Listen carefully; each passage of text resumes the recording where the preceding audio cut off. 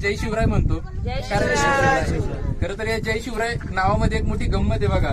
शिवराय, शिव म्हणजे शिवनेरी आणि राय म्हणजे रायगड. आणि शिवनेरी पासून महाराजांचा जन्म झाला, रायगडावर महाराजांचा शेवट झाला. आणि या दोघांच्या मधलं जे अंतर होतं त्या अंतराचं नाव म्हणजे हा जो दुर्ग आपण बघतोय तो म्हणजे राजगड होता. आणि जी शिवनेरी म्हणजे काय तर दुर्गश्री, राजगड म्हणजे काय दुर्गराज, आणि त्या ठिकाणी रायगड म्हणजे काय दुर्गेश्वर श्रीमान रायगड हे त्या ठिकाणी आहे. म्हणजे महाराजांना 3 वेळेस गुप्तधन झालं. सगळ्यात पहिल्यांदा जे गुप्तधन त्यांना मिळालं ते गुप्तधन होतं तोरणा.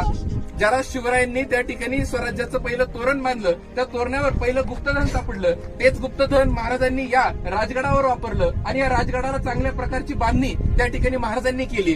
तेज तम अंश पर कानाजी मी कंस पर यो मलेच्छ वंश पर शेर शिवराजे शेर शिवराजे. आणि अशा या ही कविता ब्रजभाषेत निघत असताना त्याच्यातला एक जण पुढे जातो, त्याचा रस्ता अडवतो.